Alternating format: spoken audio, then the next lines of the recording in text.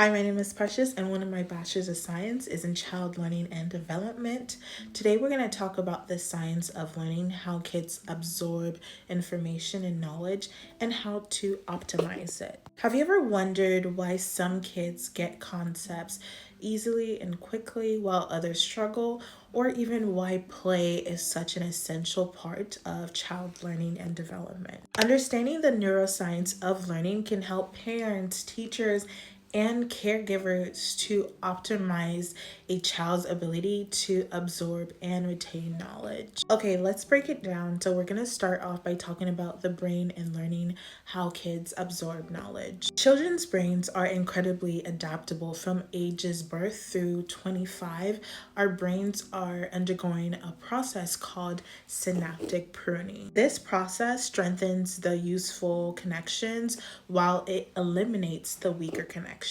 The early years are extremely critical for building a strong foundation for learning. Let's start off by talking about neuroplasticity, which is the brain's learning superpower. Neuroplasticity is your brain's ability to refine and reorganize the neural connections according to an individual's experiences. Young children have high neuroplasticity, making their brains more adaptable to learning than adults. So the more a child engages in a certain activity, the more the neural pathways and neural connections for that activity is strengthened in their brain. To optimize this, provide engaging experiences to stimulate different areas in the brain. Also, encourage play-based learning. This reinforces those neural connections. Now, when it comes to memory and learning, the hippocampus plays such a huge role in this. This is a structure deep in the brain that is responsible for memory formation. It plays such a huge role in helping children retain the information of what they just learned. Repetition is such a key in this because it strengthens the hippocampus's ability to encode the information into the child's long-term memory storage. Also, emotional connections also enhance memory. Kids remember better when they associate learning with excitement or their personal interests. To optimize this, try to make your lessons very engaging.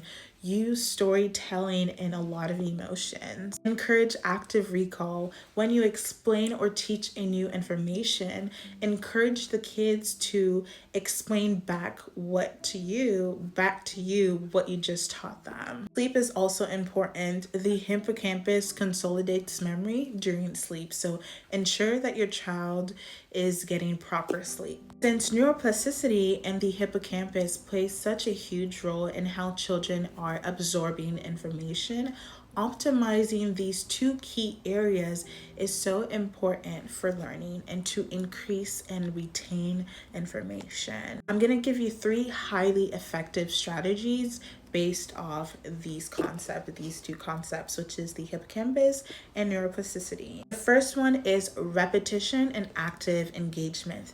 This strengthens the neural pathways. One of the ways to optimize neuroplasticity is through consistent repetition and active engagement in learning. Every time a child repeats a skill or revisits information, the neural pathways in their brain associated with that knowledge become stronger. To apply this, instead of having kids passively listen to lessons, encourage hands-on activities where they are applying the things that they just learned. Space out the learning. So space out the learning and the repetition. This improves the neural connections. Also, use real life applications because children absorb knowledge faster when they can apply it to something in their daily life. So the second one is emotional learning and storytelling. This engages the hippocampus. The hippocampus encodes memory more effectively when learning is emotionally engaging. This is why kids experience stories, experiences, and things that excite them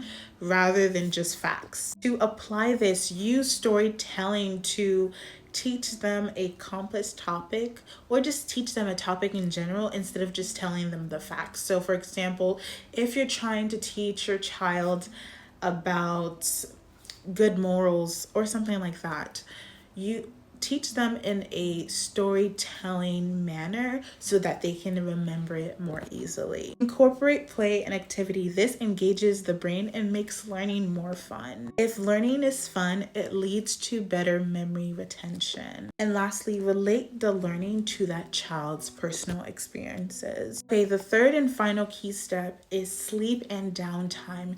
This consolidates the learning in the brain. The hippocampus plays a huge role in transferring short-term memory to long-term storage or long-term memory storages, but this happens primarily during sleep. Without adequate sleep, learning efficiency drops significantly. So here's how to optimize this. Prioritize consistent sleep schedules and ensure that the kids or your kids are getting the right amount of sleep that they need for their age group. Limit screens before bed because the blue light from the screens interferes with melatonin production. Learning is not about forcing knowledge into a child's brain, but it's about creating the right tools and resources for them to absorb that knowledge in a way that they can easily retain it for a longer period of time. That is all for this video. Let me know if you have any questions, comments, or concerns, and let me know if you'd like me to further expand on this video. That is all for now. Bye.